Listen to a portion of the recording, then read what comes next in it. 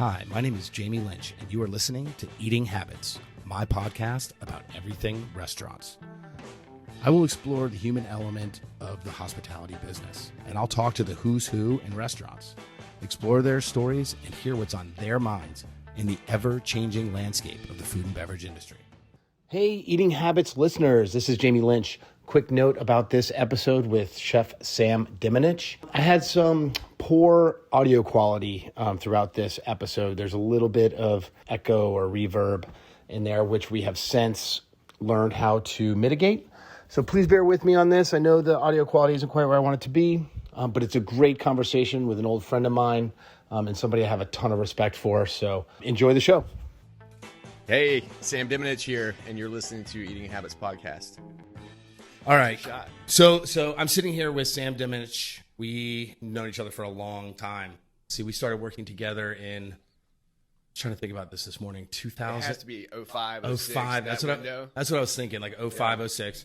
And we were little baby cooks. Well, we were the next generation. We thought we were bigger. Yeah. But we were baby cooks. Right. It's true. We were big fish in a small pond that just hadn't been caught yet. Definitely different. Something like that. Yeah. I mean, back then, so listen, 2005 in Charlotte, there wasn't a whole lot. There was like 3 chefs. There was 3 chefs. It was Tim Grudy.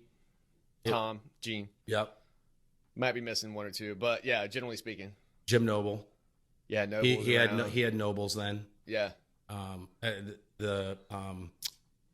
don't think with Roosters was it around then, was it? That wasn't. He just had that place over there in South Park. Yeah. Anyway, so it was there wasn't a whole lot going on then. There wasn't a whole lot of opportunity. And we got our big shot at Blue. Well, you came on at Blue, and then we all moved over to Table. Yeah. To open that up, and that's when we really kind of started like doing some cool food. And some stuff. Yeah. But very little upward mobility. Mm-hmm. Like that was, I think we were all like. Yeah. Gene is like the luckiest chef of all time, dude. Like he had you, me, Ben Miles, and John Matthews. Yeah. Was like the dream team sous chef crew that was just like Gene was like, I mean, he would just put micros on greens as they left the window and like loving it. He had a clipboard. Totally. That was most organized chef I've ever worked for. Yeah, he definitely had his shit together. I mean, he was and he was good to work with. Like he was a cook's chef. Yeah. You know, like his ego was like very like he wasn't ego driven. I mean, he would lose his shit on the line if things were like coming unraveled. Yeah. And get loud. Yeah. But he was always like, he was a cook's chef. I mean, he had empathy for what it was like to be on the line grinding. Totally. You know? Yeah. And his flavor profile was wild. Yeah. I've never seen that. Yeah, it was good. And I like the way he, because it was Mediterranean, right? Blue was all Mediterranean stuff, but he definitely had a way of doing it that was interesting. And because I came from a classic background, and so did you. Yeah. You worked at Lebec Fit, right? Yeah. So like that's as classic as fucking get. Yeah. George Perrier is like, fuck yeah, en français. Yeah, get me a cloche. Yeah, quick. Yeah. So we came from like a very traditional kind of background, French background. And it was a hard right turn, man. Yeah, and he had a fresh approach to that, which I admired him for that. Yeah, I'll share the story with you, man. He had me making aioli. Remember, you just come in and do a prep list. They'd be like, no recipes, like nothing, dude. You know what I mean? And so anyway, and I love that. I still employ it to this day, but I made him into aioli, right? And with a French background. And I thought it was like spot on and money, and I presented it to him, and he was like, not even close, man. You know what I mean? You're like, not even close. You're like, okay, well, what are you looking for exactly? I don't know. Do I ask? Like, where do we go from here? Yeah. You know what I mean? But then I quickly, like, I added some whatever hot we had, hot sauce or something on it. You know what I mean? Oh, yeah. And acid, and brought it back to him. Yeah. You know what I mean? He was like, yeah, there it is. And I'll never forget it because that was a breakthrough moment for me as a cook because I really didn't have my flavor vocabulary was rather limited. You know what I mean? Mm-hmm. So then I understood, like I tasted it before and I tasted it after. And then from then on, man, I kind of have a better understanding of how powerful acid is in the foods that we cook. Totally. One thing that but big one. One thing I was reflecting on lately, because so you brought up that food vocabulary, right? And that reminded me of something that we always used to talk about in New York when I was working for Andrew Carmelini. It was all about like developing your cooking voice, right? Like, what's that going to be? And now, like, so, fast forward to now, like my career now is a lot of training chefs to be chefs, right? to bypass all the bullshit and fuck ups that we made. Yeah. As a leader, as a manager, as a chef, like so that they can become better faster. And so I was reflecting on this the other day, and I was thinking about how to explain to chefs about to understand flavor better than just in the balance of flavor, and how the importance of like each one of those things either can be the star of the show, right? It can be the thing that you're trying to focus on, the flavor you're trying to push forward, or it can be a supporting role, something that helps those things happen, like helps those other things happen, or it can be like a total balance of all of those things, like that harmony of flavor on your palate. And so I was reflecting about that a lot, and I really had like a lot of insight into it. I was like, wow, this is really cool. Now I need to like put this in action. I need to get my guys together and start talking to them about it and see if they get it the way that I do. Right. Because I don't know that they will. It's powerful. Yeah, it's fucking crazy. And the reason that I started thinking about this, you might appreciate this, is that a chef that I worked for at Cafe Boulud in New York, he was my chef de partie on the meat side. Yeah. So he was one of the sous chefs underneath Andrew. And he ran the meat side, right? So he saucier and the entremetier worked under him. And I was, at the time when this happened, I was saucier. I was kind of like lead line on the line, learning sauce making from like this, guy who came up under in like Michelin star restaurants in France and then worked for Danielle for years. So I was like, okay, I'm going to learn as much as I can. This dude could tell, I think I've told you this story probably when we worked together, could tell if you left out like a bay leaf or peppercorns from a stock that you're making a sauce from. Yeah. Like a recipe ago. 3 days ago. Yeah. Like, and that blew my fucking mind. Like he'd come by and like taste my stuff, as I was like working. He'd be like, hey, there's no peppercorns in there. And you're like, fuck it. I'm like, there's peppercorns. And he's like, and he'd give you that look like, don't fucking bullshit me, or you're going to end up entremet again. Yeah. Like you're going to be making vegetables again. I was like, fuck that. Okay. Tomato diamonds. But it blew my mind that he could decipher that.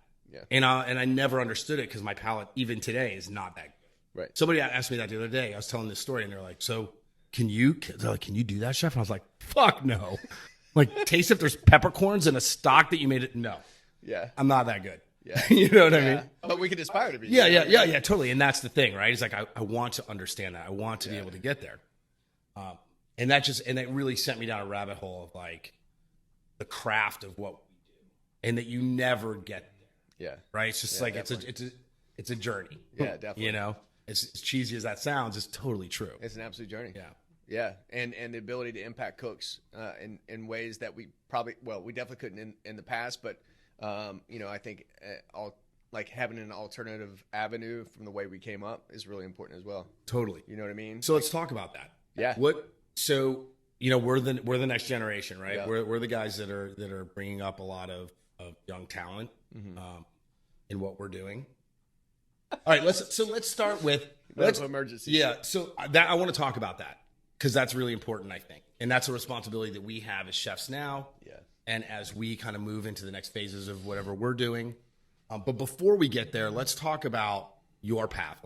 Okay, so you worked at Lebec Fin under George Perrier. Yeah, who people who do not know who he is. I mean, back in the 80s and 90s, probably the 90s is when he was really fucking at the top of the food chain as far as French cuisine in America. Yeah. I tell everybody, man, French Laundry of the East Coast. Yeah, 100%. Yeah, his food was a lot more classic than that. Yeah. Like his food was straight up classique French, like modern French cooking. Yeah. A lot of sauces. Yeah. And technique. It was all technique. Very much so. Like it wasn't about, the wackiest ingredient you can find from Asia that nobody's tried before, right? It was like, no, these are turnips. Yep. And we're going to turn these into a masterpiece of, and like, so how do you do that, right? Yeah. It's a different approach than I think a lot of young chefs use. So from there, tell me your story. Like how did you get to where you are now? And I'm really interested in what is next for you. Yeah. So give me like the quick version of like, unless there's some major stuff to talk about. Well, no, I mean, at the time of Lebec Fin, I was in school. I was at CIA, so that was my apprenticeship, and I got to Philly because, I had no money. Like kids I was going to school with, I can relate. You know what I mean? Yeah. Like I'm in the Hudson Valley. I'm just a kid from the beach. You know what I mean? Never been anywhere. Stuff sand on my toes. You know what I'm saying? And so all my the peers that I went to school with were traveling, like, you know what I mean? Like parents had deep pockets and shit, going to Europe and or the West Coast or Colorado or whatever. So whatever. So, but the stars lined up for us, right? And so I landed in this French restaurant because I love French food. And was there some story as to how you landed that gig, or was Pierre taking a lot of interns from CIA? No, he was definitely taking in. Yeah, like that was part of his program. So there were other interns there while you were there, kind of thing, or yeah, there were several of them, 3 or 4 of them. So there was whatever. So I didn't have any money, so like my options were limited. So Manhattan was really out of the question because I couldn't afford to live there. Philadelphia is like a little bit more manageable, and I wound up renting a room. That's a whole other story. It was the greatest experience of my life, but there was like mold on the ceilings. You know what I mean? Like, but I've never been anywhere, so I don't know what this is. And no, so I was like Stripe Ass, Susanna Fu, Lebec Finn. I applied to those 3 restaurants, I think. Yep. You know what I mean? And maybe one more. And but I met Greg Gable, and Greg Gable was a CIA grad, and we connected. And I just felt like that was the place for me. So long story short, you walk in there in a restaurant like that. It was like 5 Diamonds at the time. You know what I mean? Like you're just trying to hang on. You know what I mean? You ain't working any stations, man. You know what I mean? You're trying to make it out of the basement. A lot of people don't really understand what it's like to apprentice in a restaurant that's established. Yep. Like, you know what I mean? And so I would be nervous, like 5 blocks away, like before you got to the front door. Right? Yeah. I mean, like, you know what I mean? Like the morning of my shift, and, so little by little, we talked about freedom earlier. It's freedom in that too. It's like, all right, whatever happens, happens. I'm just going to go in there and do my best. And so, I love to cook, love to be a part of something bigger. And so, eventually, man, so worked my way out of the basement, started working stations, and that was my apprenticeship. And it was 6 months, give or take a few weeks, and I learned more there than I did in 2 years at CIA, really. Yeah. But CIA opened the doors. Exactly. I met a lot of we built a network there, but there's nothing like being thrown into the middle of a cauldron, you know what I mean, of 5 Diamond food, and where it's like everything has, like, there's only one standard. That's it. Yeah. There are no bad days. You know what I mean? And, and there's people on board that'll hold you accountable. So, you learn so much situations like that. And again, like, I went from Myrtle Beach, worked for my dad, to like this French restaurant in Myrtle, to, I got the scholarship to go to CIA. So I went to CIA. I'd never been anywhere. And then I wound up in Philly, and, just a wide-eyed kid, man. So it was a wild experience. And then where did you end up from there? So after Lebec Finn. So I go back to school. Yep. That's semester 3 out of 5. Yep. Right. So you go back and graduate. Yep. And then I had a contract with the hotel I worked at in Myrtle. They helped me with tuition. It was so expensive, and so I had to go back to Myrtle and fulfill those obligations. And then from there, I went and just line cooked. There's so much to unpack there. But going back to Myrtle and cooking as a sous chef there. I was quickly promoted. Like, it was a weird situation. Mm-hmm. It was one of those deals where, like, you're graduated. All right, cool. Now you're the chef. You know what I mean? And sweet. I'm like, you're like, fuck yeah, dude. I'm the best. Yeah. I don't know what the fuck I'm doing. Right. Exactly. I don't even know how to make pasta yet. Yeah. Like, how is this even a thing? Yeah. So I was like, it quickly became clear to me that if I were going to learn, and like, it's pretty cool to touch on like the Philadelphia experience, because I was around people who just wanted to line cook and fucking be badass line cooks. Yep. And didn't care about the titles or anything else like that. Like, they just wanted to learn how to cook. And so whatever. So I was leaning on what I saw and what I witnessed up there. And I just packed up my shit one day and left and went to DC and just line cooked. Nice. But that was also 2001, right? Mm-hmm. So I was in DC for 9/11.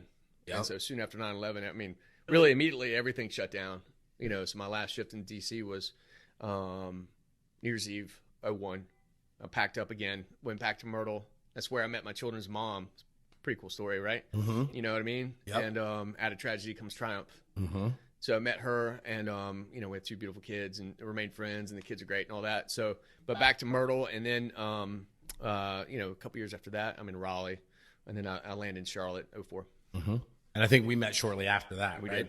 Okay. Mm-hmm.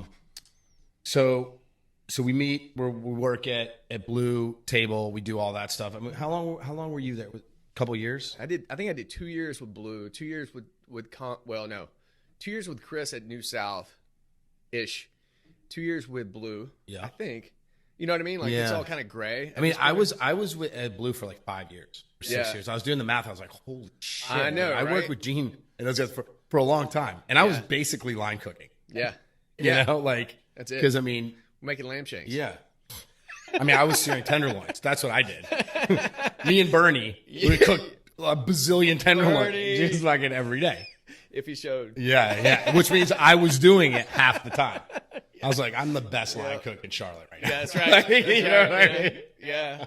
Yeah, no. So I did New South. That was my first job. And then I went to Gene. So that would be at Blue. And then Blue became Table. And then I worked at both of them because Table struggled a little bit. Yep. And so we had to figure that one out. And then I went with Condren over to the Harper's Group. Yep. And that led to ARPA.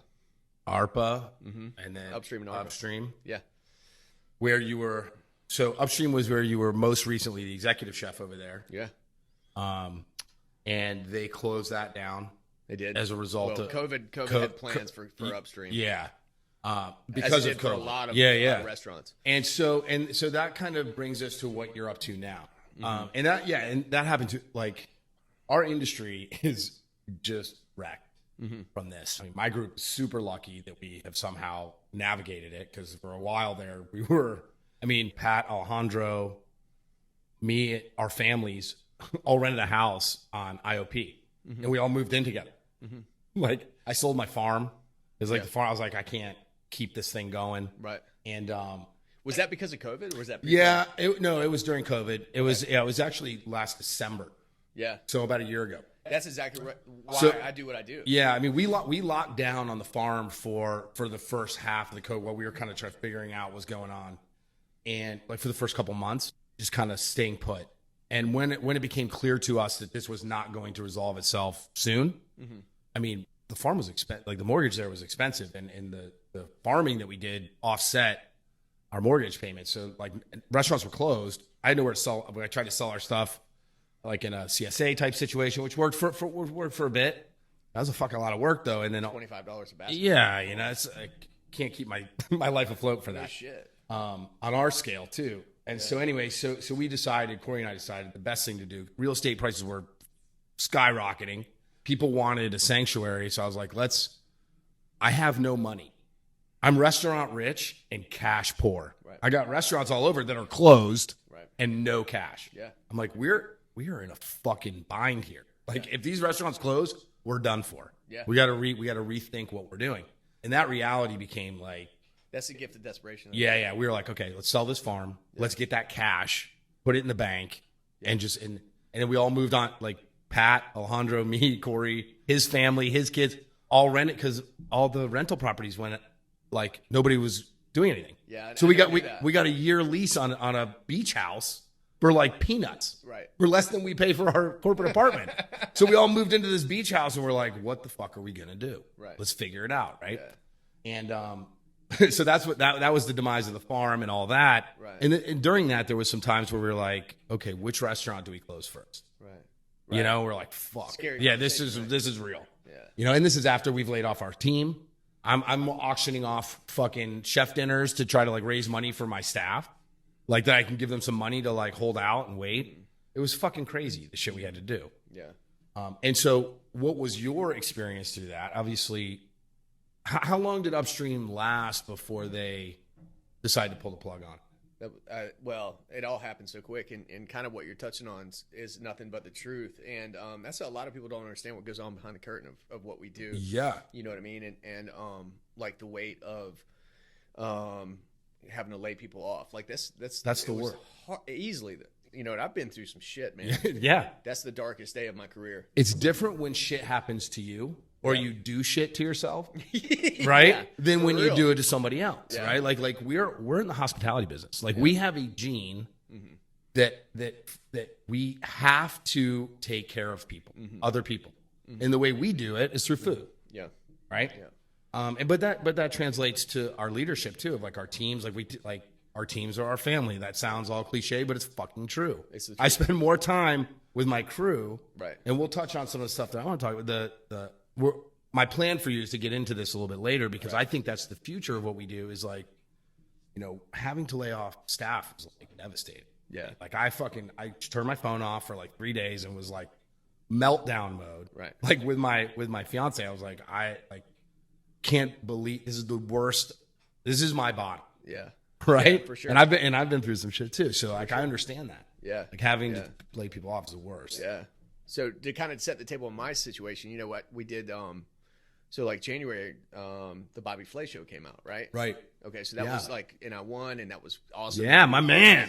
Yeah, man. And but like our audience had grown, right? And I'd already been grinding away at Upstream. Had not been there had been a kind of a revolving door of chefs there for a while, but we kind of felt like we had stabilized, like our management, our staffing. I felt really, really good about my relationship with food at that point and cooking. Mm-hmm. You know what I mean? Like there was a lot of editing going on, and I felt like I was heading the right direction. And so really for the spring of 20, I wasn't thinking about fucking COVID, man.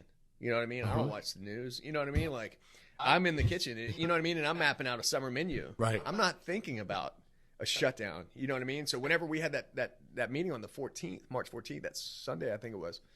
And they were like, yeah, we're going to close for lunch. We got this COVID thing coming on. You know, there's potentially a shutdown or something like that. I'm like, what? I don't even know. What are you even talking about? Shutdown. Shutdown, right. Yeah. And so then by that Tuesday, it was over. Yeah.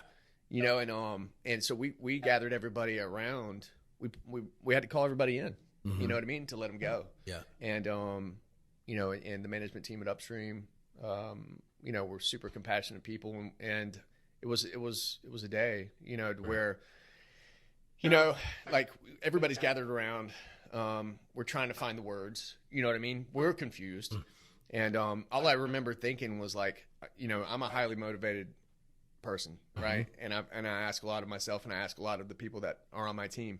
And so I've asked these people, you know what I mean, to set everything aside for the past year and a half, 2 years, 3 years, whatever it is, whoever been with me for 3 years, you know what I mean, to focus on this thing and let's ride. You know what I mean? And then it was over. You know what I mean? And that's like, it's painful. Yeah. And confusing. And so it's a lot of things. So that's, you know, that's what happened. That's how it happened.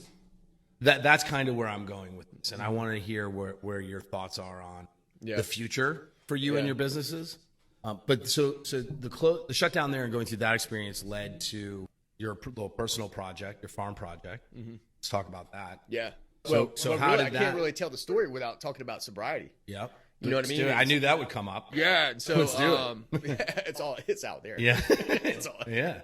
Well, you know what? I'm seeing it a lot more and more around. Too. Like I'm sober too now. Like I don't know if you knew that, but I've been sober for 3 years or something. Congratulations. Yeah. Thank you. It's amazing. Yeah, it is. Very different. And, you know, so I could speak to that too. You have a longer relationship with sobriety than I do. Yeah. For sure. Cause I remember you were sober when we met back then in 2005.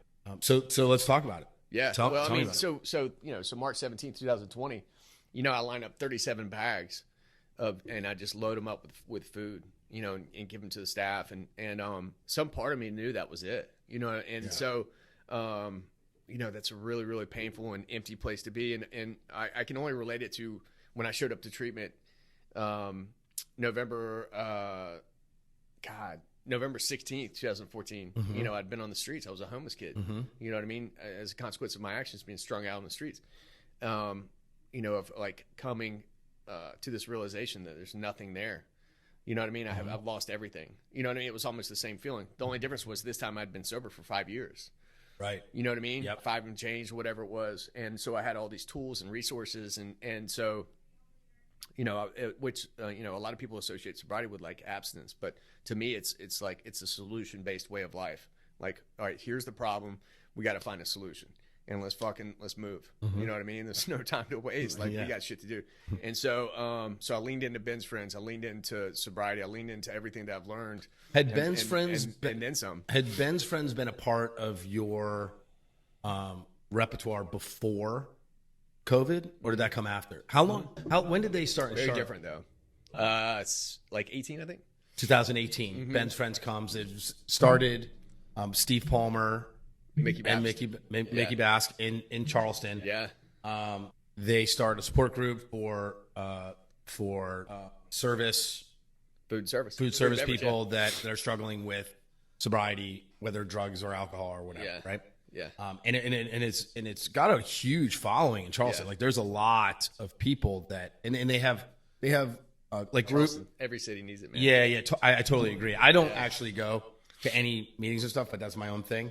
But they do meetings, like same thing as like a 12-step type thing, right? You go, you talk, support group.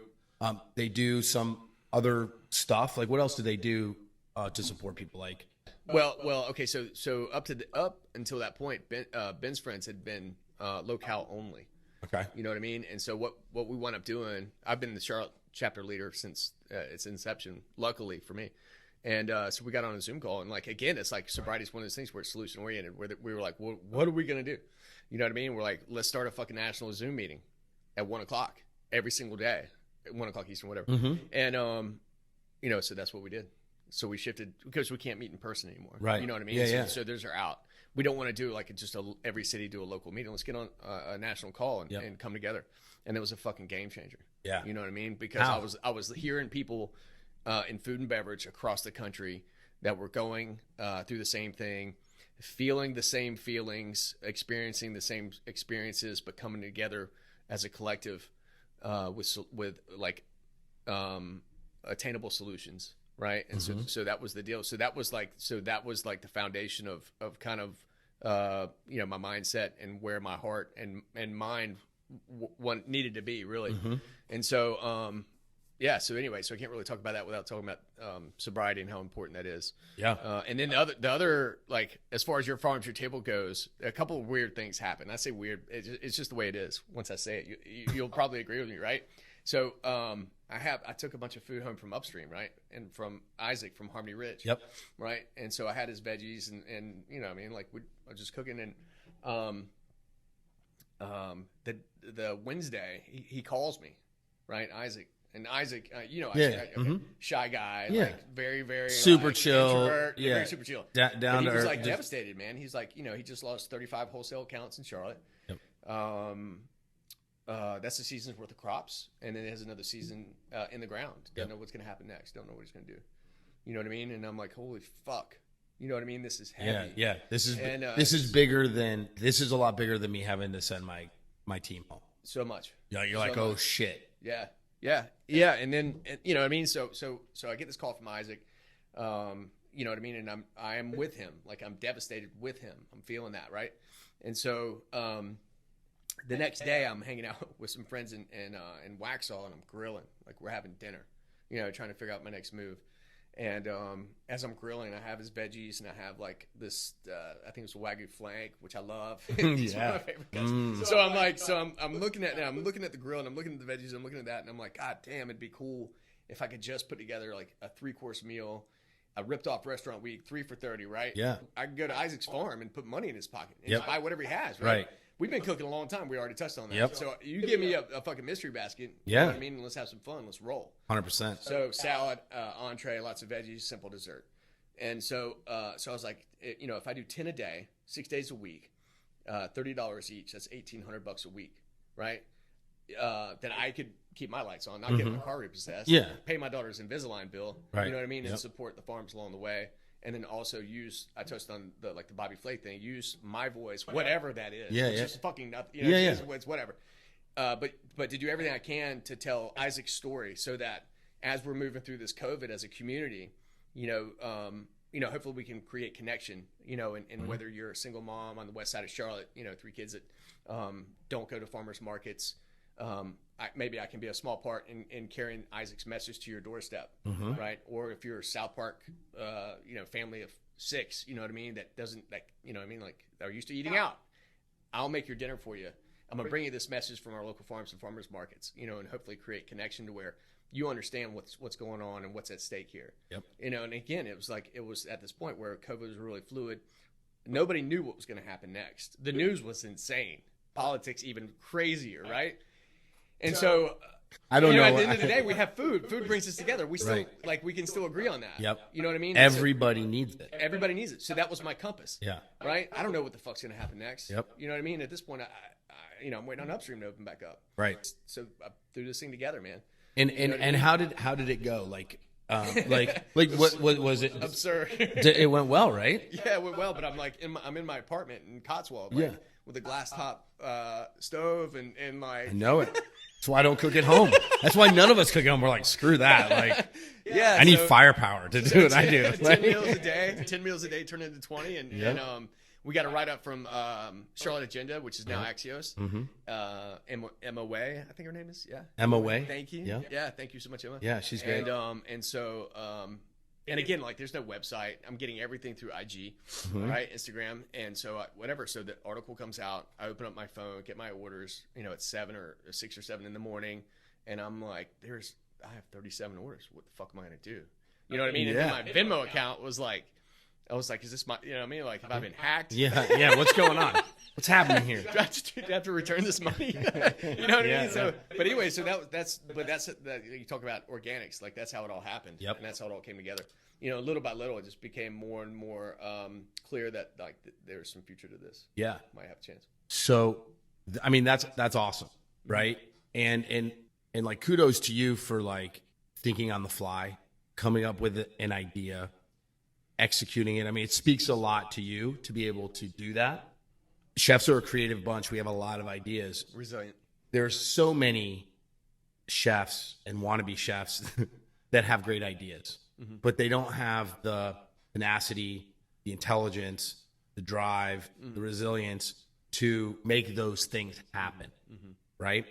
So kudos to you for being able to do that on the fly and then turn it into something successful. But to take care of your family, to take care of the people in the food community that needed help, to like the farmers and everything like that. I think you got some stuff from us, from our farm during that. I was like, thank you. Like, because that's going to pay my bill. So like that's, dude, proud of you, man. That's amazing that you were able to do that. So what's next for that? Are you going to, like, you're still doing it? Still doing it. Yeah. So. Yeah. I mean, so your farm's your table. So is that the future for Sam? Yeah. So this is, I mean, my chips are in, man. I mean, this is what we're going to do. We're going to, your farm's your table, the meal delivery service will always be, it will just always be like, that's the foundation of your farm's your table. That's what we're doing. But we also do events. We have a personal chef service, that we're really excited about and get to, that creates possibilities to make impacts on people that, that are in our community that definitely probably don't go to farmers markets and probably definitely don't know stories about, the local suppliers and the mom and pops and stuff, the people that you and I love, Jamie, and have been, the backbone of, the food that we've been cooking for a long time. So any chance I get to share that, their story and those messages, I jump at it.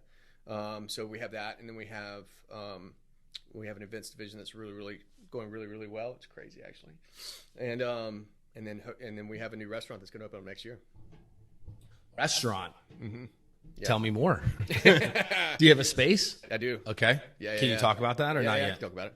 Where's it going to be? It's going to be on the west side of Charlotte, West Nice. Heights. Yeah. That's a great neighborhood too. Yeah. Like, I mean, I remember not too long ago, you didn't want to be really hanging around over there, right? Like at night, it was like a little dicey. Yeah. Pre-sobriety. That's how you would find me there. I'm pretty sure that I used to go over there and pick up some stuff back in the day. Groceries. Yep. Is that what we call it? Groceries. We're going to get some groceries. So, but a lot has changed over there. A lot of people have moved into the neighborhood, cleaned up the streets a little bit. And that's awesome that you're going to bring a business over there. Yeah. What does that look like? Yeah. How big is it? So it's going to be. Is it a division of Your Farm, Your Table? Yeah, it'll be Restaurant Constance, which is my daughter's name. Okay. By Your Farm's Your Table. Yep. We're excited about that. Awesome. It's going to be 30 seats, in and around 40 seats. We have some stuff we have to work out, but that's that's pretty well established. The food will be really, really simple, focused, uncomplicated, but but it'll be, like I'm going for it. Yep. You know what I mean? Good. Like, we're going to do center of the plate food. We're going to do, we want to continue to create connection and have some fun. And one thing that I've missed a lot, during the pandemic and shutdown and kind of shift into doing, like the meal delivery thing, is that human connection in the restaurant. Yep. You know what I mean? And really, really feeling that energy. So I'm really excited about getting back to that. Nice. I do that all the time in events, but it's like, there's nothing like it. You know what I mean? People come in, they bring their energy, then we, hopefully we create, and they're happy, and you pick up on that energy as a cook. You know what I mean? It's like, it's a life force. Totally agree. Mm-hmm. What's your time frame? What's your target Probably late summer, early fall. Late summer next year. Yeah. Awesome. Yeah. That's awesome. Yeah. I can't So wait. oysters, sashimi, some center of the plate entrees, some fun with fermentation. Is Just it- like the- really focused. Is it be food, like a man. traditional style menu, like starters, apps, entrees, desserts, kind of thing? How big's the menu in your vision? Yeah, I mean, it'll be tight. We'll have probably some seafood focused apps, probably 6, 7, 3 or 4 salads, probably 6 entrees, and a solid pastry program, probably 4 options. 15 items, something like that, small menu, like changing, Always. super chef, Yeah. market driven, Yeah. all that stuff. What's interesting about that is like somebody was asking me about what's the concept. And I'm like, the concept is listening. Yeah. You know what I mean? Yeah. Shut the fuck up and listen. Yeah. What's out there in the seasons and let the markets write the menu for you. You know Love what I mean? And then get out of the way. So what else? What else are they listening for? Because that's a good concept, and I totally like when you said it. I got it instantly. I was like, "Fuck yeah!" Like listen to the farms. What does that tell you? What is like? What is there to learn from that? Yeah. Well, I mean, look, there was a time where even when you and I cooked together, where it was like a thing to like get fennel from California or whatever. You know what I mean? Like, or asparagus from, I don't know, wherever, strawberries from Florida, whatever. You know what I mean? Fill in the blank. But we're here in Charlotte, and I think for us, to kind of like manifest that symbiotic relationship that we have with our local suppliers, like they have to play a role. And I've quickly realized, I say quickly because, in the past 2 years, it's like chefs get a lot of love. You know what I mean? Yeah. A lot of love. But the real stars are the people that, People who make the food, people who grow. You know what I mean? Yep. Who literally are That's what up. I mean, yeah. Yeah. I mean, you did it. That's why I did it, and I don't think a lot of people realize that was the catalyst for me starting the farm. I met Sammy Koenigsberg when I was the sous chef at Ethan's, which is closed now. It's where Fitzgerald's or O'Kennedy or whatever that bar in like a little 5 Points is. It was Ethan's, and Mark Martin went to Necky. He's from my alma mater. So when I got to town, he was the only dude that would hire me because everybody saw my resume and was like, "Fuck this guy, he's gonna take my job. he's gonna take my restaurant from me." Right? All these chef owners were like, "Fuck this dude." Yeah. So I went and I just worked with Mark, and I was like, "Dude, I'll do whatever, man. I'll work." I was a sous chef, so I did the orders and did whatever. But I worked the line. Let's be real. You know what I mean? Yeah. And but Mark was buying local product, and that's where I met Sammy. And that fucking blew my mind. Like, it was a game changer because cooking in New York here, you have the most amazing products, but you're not meeting the people that are growing, that are raising, or doing that stuff. And so to have Sammy like drop off shit in the morning, I was like, who is this guy? Right. And so I used to go out to his farm, like on the weekends when I wasn't working, and just like, I was like, hey man, do you mind if I come and like bother you on the farm? He's like, as long as you bring like some boots, right? I was like, sweet. Yeah. So I just show up, and follow him around in the field and do whatever he told me to do, and just pick his brain. And he was very open to sharing what he was doing. And you know Sammy, he's amazing. Oh, yeah. He's just a great dude. And so that is what planted the seed for me. And fast forward after Blue, after opening 5 Church.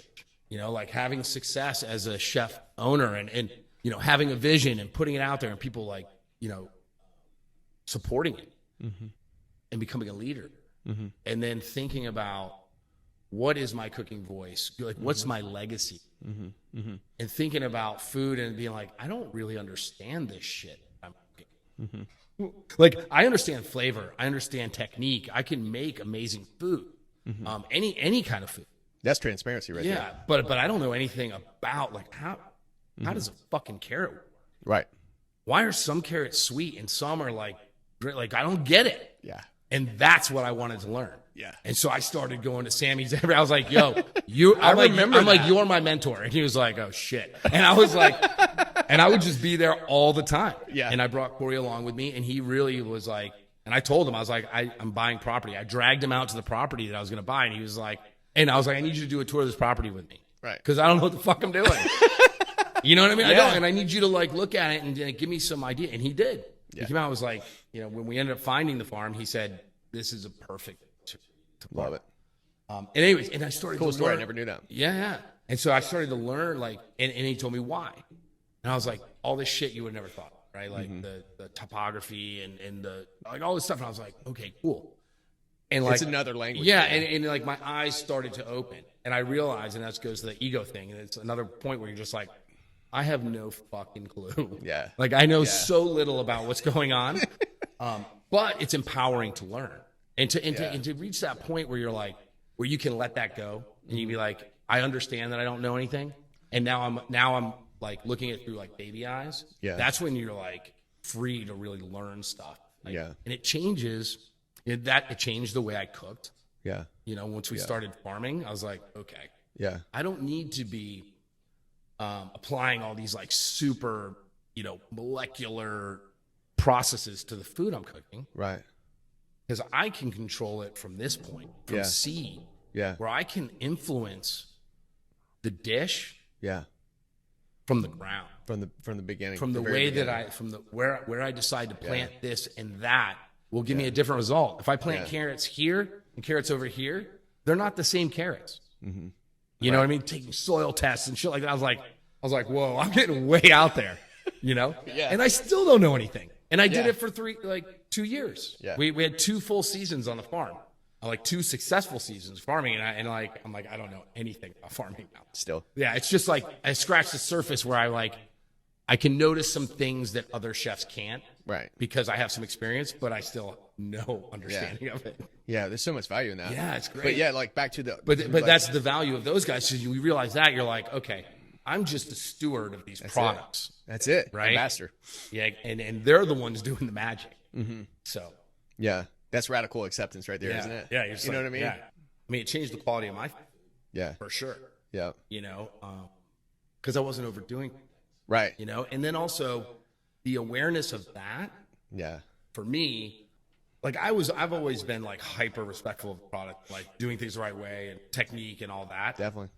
But this gave me a connection where I could explain it to other people and be like, look, think about it this way. Mm-hmm. I've been on these farms. I've been working next to this dude with his kids, like digging up these fucking potatoes, man. Mm-hmm. That job sucks, bro. You know what I mean? Yeah. Like that job blows, dude. That dirt doesn't come out of your fingernails for days. That's right. You know what I mean? You're living with that. Yeah. So like, don't overcook.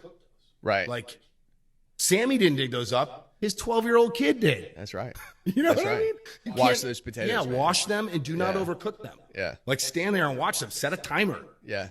You know what I mean? For sure. And things like that seem foolish and little, but like they're a deal breaker when it comes to cooking. Yeah. You know? I think that's a cool shift because like I felt the same thing. Like I had this this inward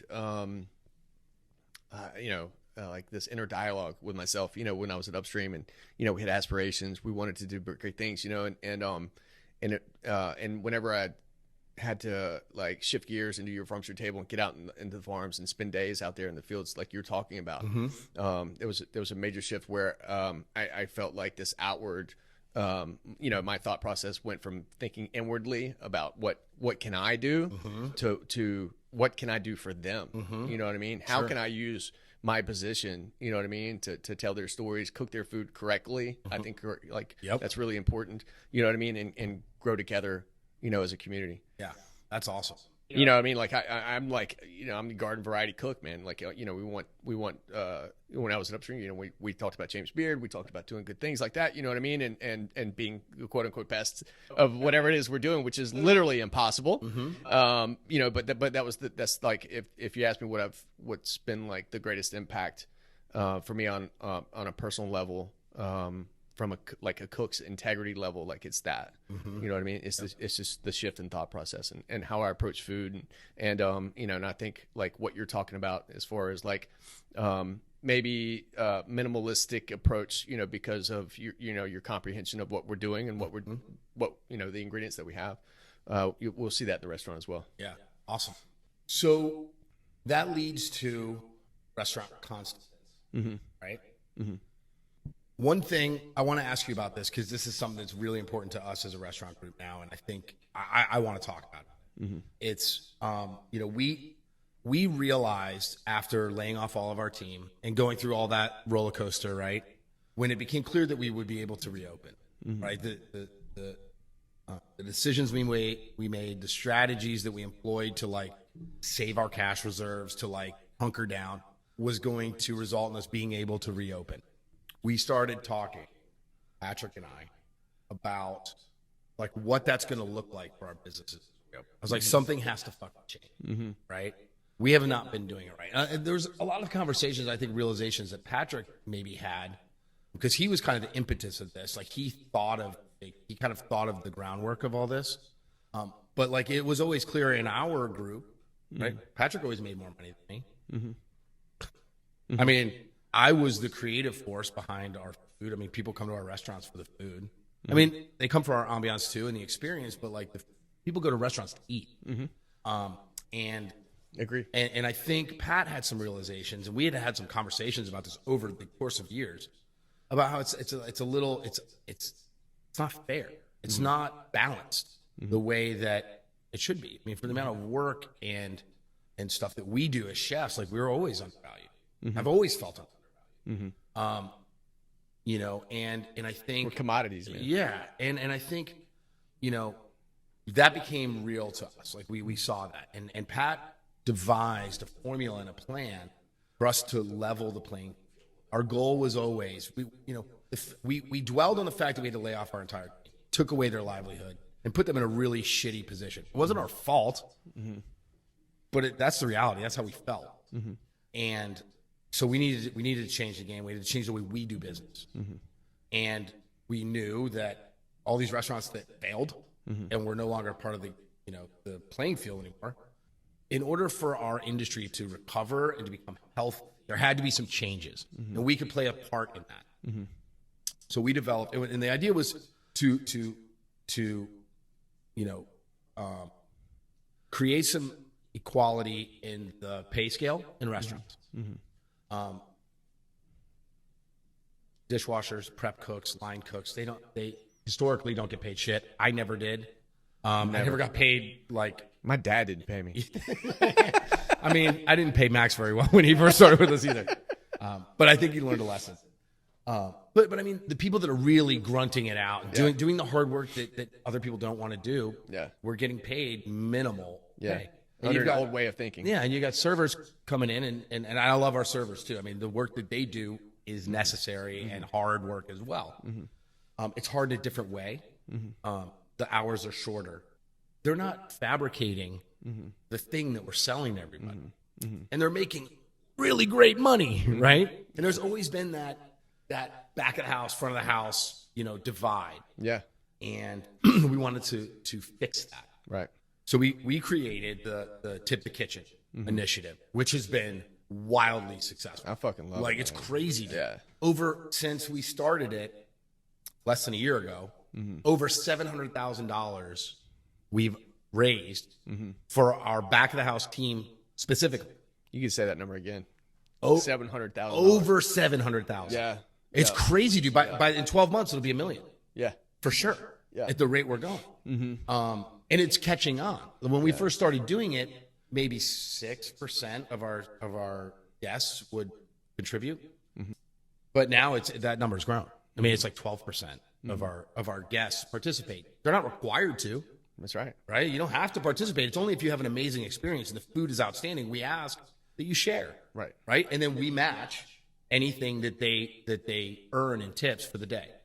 Love the owners. So like up to $500 a day. Love it. So if they earn $500 in tips for a shift, right? We put in $500, so it's $1,000, and the back of the house splits it evenly. Line cooks, prep cooks, dishwashers, doesn't matter. Everybody shares. Right. And these guys are fucking making bank, dude. Yeah. Like crazy bank. Yeah. And the morale in our kitchens is fucking out of this world. People are like excited to be at work.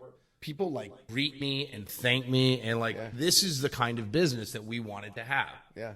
And I think you've invested in your people. Yeah, we've invested in our people. You know and I've always invested in my people, like knowledge. Yeah. I share my time with them to like teach them.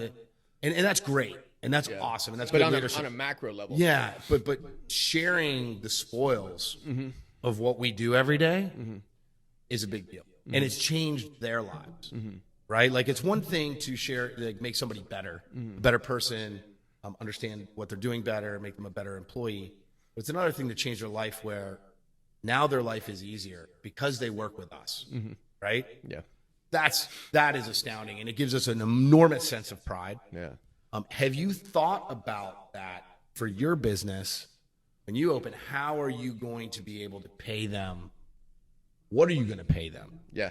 Are you there yet? Have you thought about it? Are you thinking about it? Like, what's going on there? Yeah, we're there. I mean, like, you know, like I share in all of our stories, man. 11 million people were laid off.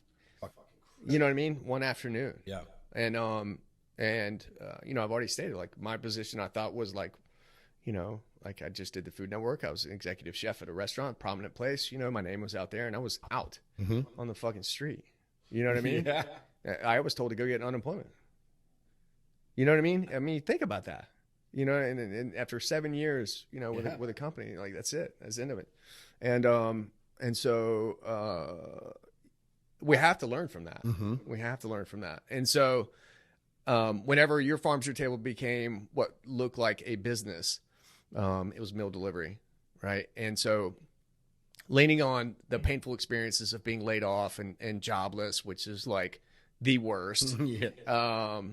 And like the blueprint or template of the business models that we'd had and known all our careers, I knew, like, if I was going to do this, it was going to look completely different, you know? And so, like, for example, you know, obviously we deliver meals. So I dove in and did some research on what does Uber Eats, what are all the major delivery companies paying people per hour? Like, how does that shake out? Yep. You know, and so there was a number, and it was like and I looked at Atlanta, Charlotte, Raleigh, like the Southeast major cities, right? And it was a number, I think it shook out to like $7.12 or some shit like that, you know, which is garbage. Can't live on it. Plus gratuity. No, how do you annualize that? Yeah. You know what I mean? Like in your own car? Fuck out of here with that. You know what I mean? So I was like, you know what? I'm just going to double that. I'm going to double that. Yeah. You know what I mean? And so, so if you come to work for us, or you join our team, like, you're going to have like a quote unquote livable wage. But more than that, I would argue that it's more than the dollar amount. Like, it's like, we care. You know what I mean? Totally. We care about you. We care about you before you come to work. We care about while you're at work. When you leave, we care about you. You know what I mean? Like, we're here for you. Like, we are investing. You are the most, for years, Jamie, you and I both know the same thing, right? The most important person in the dining room was the customer, right? Yep. Fuck that. Yep. We're scrapping that. 100%. We're scrapping that. You know what I mean? The most important people in our room, at your farm to your table, and with your group, which I've been following along closely, you know, are the team members. 100%. You know what I mean? Yep. And so anyway, so yeah, so that's the direction I took, you know, and it didn't take much, you know what I mean? Like, you know, the business template that I have is you know, we have low fixed cost, you know, which we get to invest in our team members as well as our community, farmers markets and all that. So that's huge. Then, you know, as we grew even more, began doing events, and, you know, now it looks like we're going to do a restaurant next year. You know, I developed a wellness program, you know, for our team members. Talk about that. Yeah. Well, okay. I'd love to hear about it. Yeah. So, okay. So when I was in treatment, I went to long-term treatment, right, in Sumter, South Carolina. And while I was in treatment, while I learned how to get sober, I had to have a job. And the reasson why they make you have to get a job is you have to learn how to pay your bills. You have to learn how to be accountable. You have to learn how to live, right? And so I was by the time I finished that, I was ready for the world. You know what I mean? Ready for the real world. As opposed to like going to some 28-day treatment. Right. You know what I mean? Where they take care of you. You write a check for $50,000, they spit you out after 28 days, and you're like, I don't even know how do I get on a bus? You know what I mean? Like, how do I pay a light bill? Right. You know what I mean? Yeah. And so, so the people that, you know, so I took a lot from that experience, and, you know, and I wanted to recreate it and pay it forward. Like, my life is from the outside looking in, and from the inside looking out. My life is amazing. Like, it's just ridiculously, I'm blessed. And so I can't really, you know, and I have professional success. So, but I can't really accept all that without paying it forward, doing whatever I can to give back. And so the people that work for me, that drive on the delivery team, are all newly in recovery. They're all new in recovery, guys, girls, older, younger.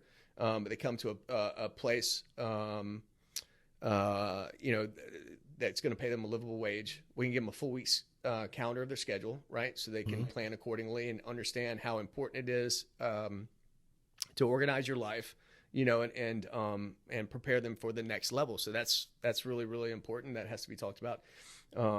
But as far as the wellness program, you know, it basically what we're doing, what I want to do, and what we're going to do is going to reflect our mission statement, right? You know, we're a community-based business, right? And so community starts with us.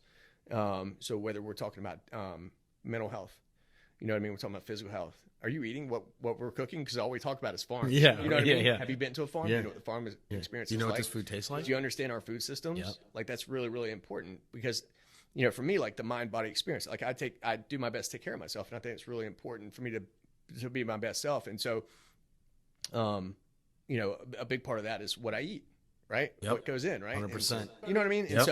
And so that's the working environment that we want to cultivate, and we plan on cultivating. Nice. You know what I mean? And so there's some sobriety aspects to our wellness program, but really, you know, as a whole, you know, it's all about optimism. I think empowerment, right, and the realization that we're all on the same page. You know what I mean? So that's really, really important. And that's gonna be a part of it. Nice.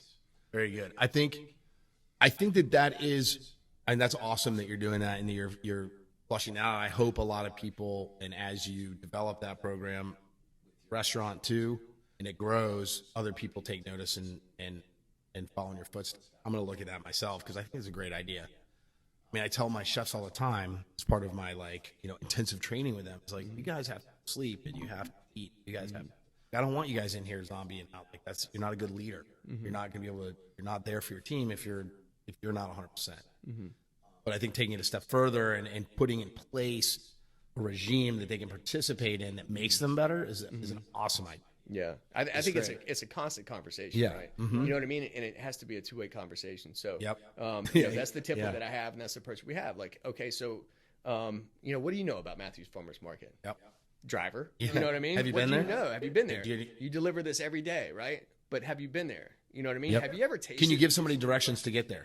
Yeah, but have you tasted a carrot, like a carrot from Sammy's Farm versus a carrot that you'll find at Harris Teeter? Crazy. Have you done that yet? I have. You know what I'm saying? Yeah. Said driver, you know what I mean? Do you understand what we're doing and why we're doing it? Yep. You know what I mean? And tell me how that feels whenever you have this realization that the stuff that they're selling you, you know, at Chick-fil-A, you know, is fucking salt and sugar. Right. Right? Yeah. And what we're offering here at Your Farm's Your Table is sustenance, and it's nourishing, right? And it will enhance your ability to get sober and stay sober, right? Yeah. Because you're gonna feel good. Yeah, I feel good when I go to the market. Hell yeah. Right? I feel good when I look them in the eyes and want to know what fucking sweet potato is this, man? Like I thought I knew everything about sweet potatoes, but you're about to drop. Yeah. You're blowing my mind. You're about to do a mic drop on me. You know what I mean? Like that's dope. That's the dopamine. I've been chasing this shit all my life. Yep. You know what I mean? 100%. And I thought I could find it in drinking drugs, but I couldn't. Yeah. You know, but here we are, and it's a unifying factor in food. Yeah. You know what I mean? So that's going to lead our wellness program with Your Farm's Your Table. I'm really excited about it. Yeah, that's great. I love that. Awesome. Let's talk about. So we're at an hour now. I want to wrap it up because I don't want to keep you too long. I also want people to listen all the way through. Right. But I can't let you go without talking about the personal chef stuff because. Yeah. You cook for, I think, everybody here's favorite football player. At least my fiance's. Right? Yeah. Like 22. Yeah, number 22. So how is that cooking with Christian? What's he like? What does he like to eat? Like don't give me like the inside scoop, but like share with people like what that experience, how that came to be for you. Yeah. You know, I mean, he's, you know, we know him well in our restaurants. Him and his girlfriend are great supporters of ours. He loves Five Shirts. And we're great supporters of his. Like, we love them, too. Yeah. I think Alejandro knows, his girlfriend personally. So, like, there's a relationship there.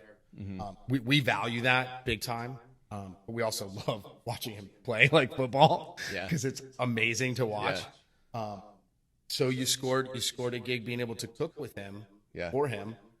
How'd that come to be, and what's that like? Yeah, it was a wild experience, man. Somebody, another chef reached out and they said, "Hey, I got this guy. He's looking for a personal chef. He's an athlete."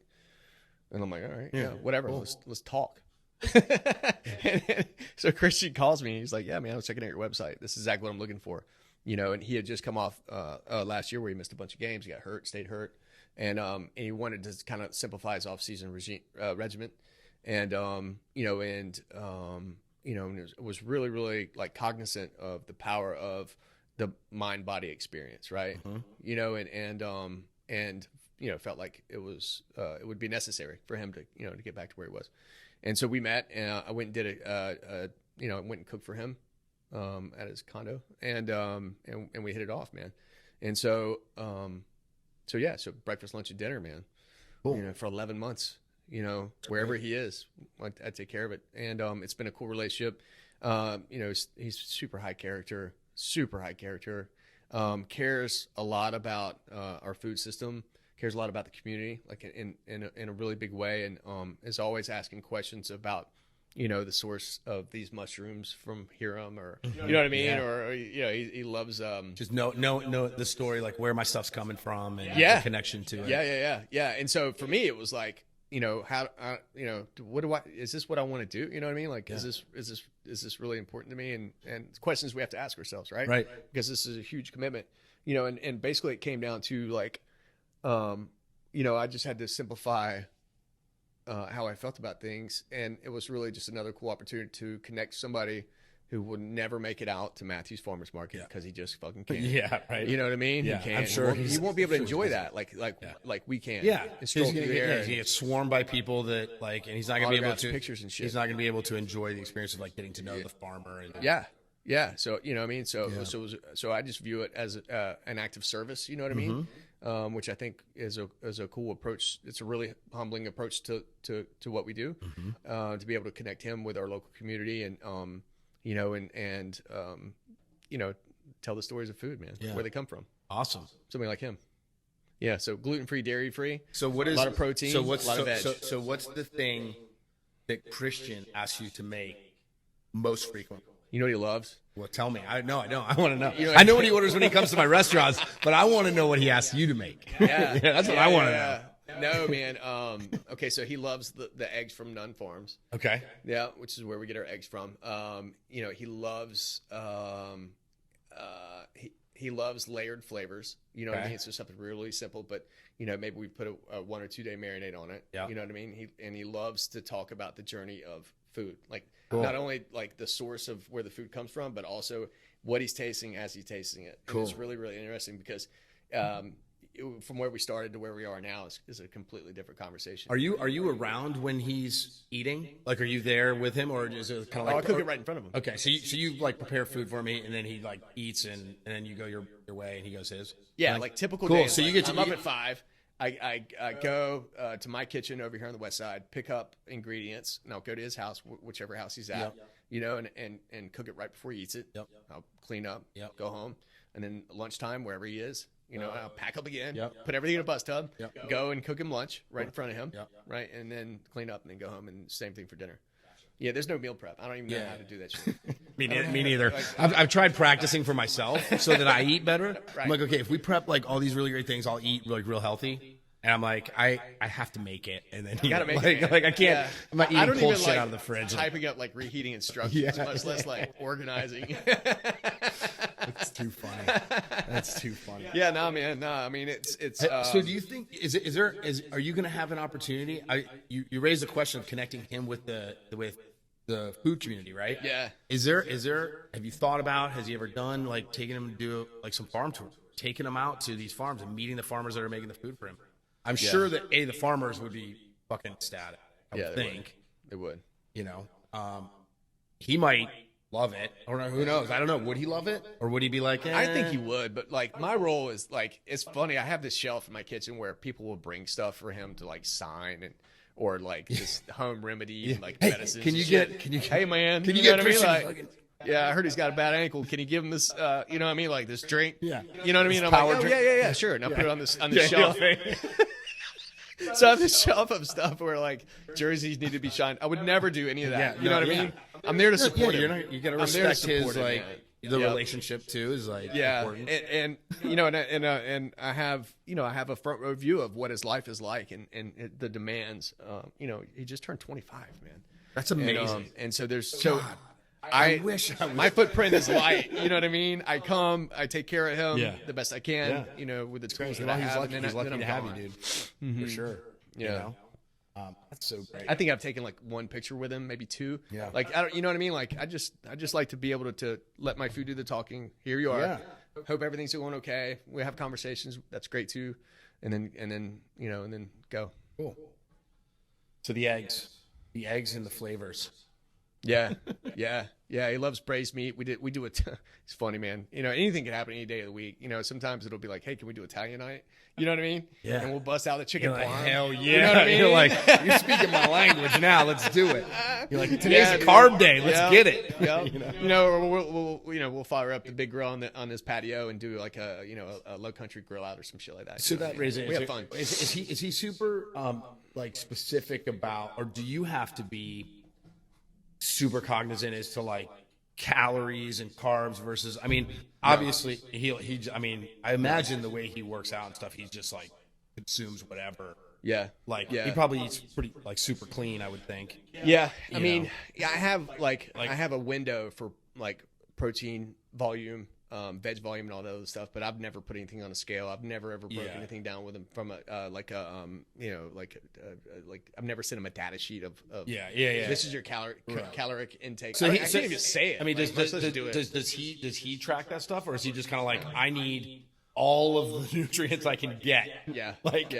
As much as I can get. Pretty much. Because I imagine like his workouts have got to be intense. So there's probably just not enough food a day to fuel that kind of shit. A man can eat. You know what I mean? Yeah. That's great. Okay, cool. Anything else you want to touch on before we wrap up that you want to let people know about that's important to you? Yeah.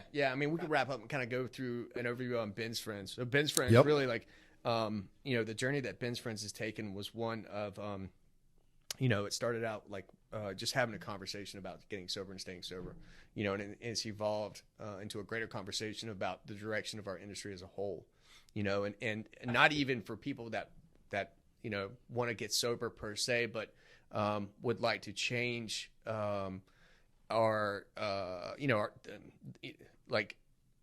the status quo in the industry, right? Mm-hmm. Work hard, play hard. It doesn't have to be like that, right?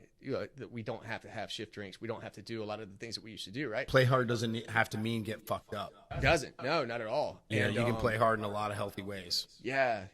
So it's a real cool way of like changing the conversation, changing the narrative overall for a more sustainable future.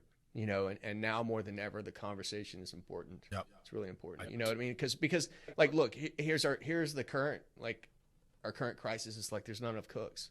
You know what I mean? So the cooks in the restaurants are being stretched, right? And we don't like to say no. We don't, you know what I mean? Like, we don't want to be that guy. No, I can't work 3 stations, and get paid for one. Of course I can. You know what I'm saying? Right? Exactly. Exactly. Like, you know what I mean? So there's like, so it's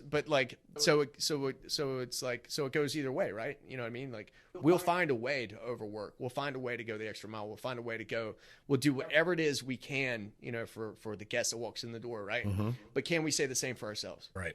Right. Are we doing everything we can for ourselves, for a more sustainable future, for an industry that we all love, that we'll all lay out our lives for, and so that's the direction that we're taking. Love it. And it's really cool. So how can people, is it only for people that are clean or sober?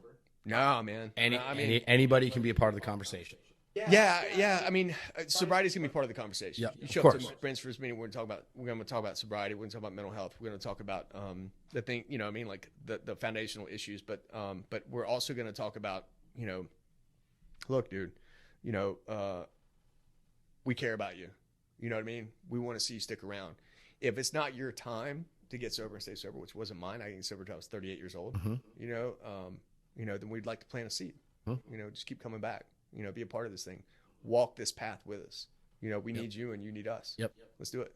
How can people find Ben's Friends? Ben'sFriendsHope.com. Okay.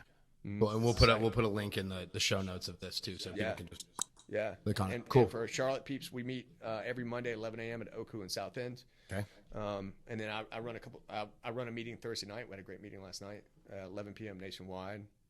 But yeah, man, Ben's Friends. Is that the 11 p.m. meeting? Is that in person or is that Zoom? Yeah. Okay. Zoom. Yeah. Cool. I mean, we had people from TC, Maine. And people find that through the Ben's Friend site. Okay, cool. Yeah. So they can sign up for the Zoom or whatever. Yep. Very cool. Yeah. Awesome, dude. Well, thank you so much for being here, dude, and sharing a little bit of your story, and hopefully people will dig it. And I can't wait to see what you end up doing next year.